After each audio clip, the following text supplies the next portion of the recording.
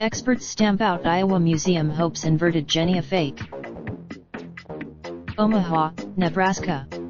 APU hopes the Iowa Aviation Museum in Greenfield, Iowa, has had what it thought was a 1918 inverted. Experts at the National Stamp Convention meeting in Omaha knew immediately the stamp wasn't authentic, said Ken Martin with the American Philatelic Society that's holding the show through Sunday. An examination under a microscope confirmed experts' initial doubt. A 100-year, the news was disappointing for those at the museum, which also serves as the home of the Iowa Aviation Hall of Fame, and had hoped to auction the stamp for hundreds of thousands of dollars and build a new museum hangar.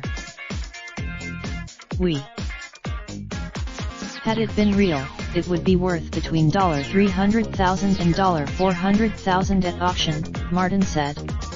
There were only Raindrop, truck top smoking, no cooking the hot pot. Fucking on your bitch, yeah, that. Looking up, open the park.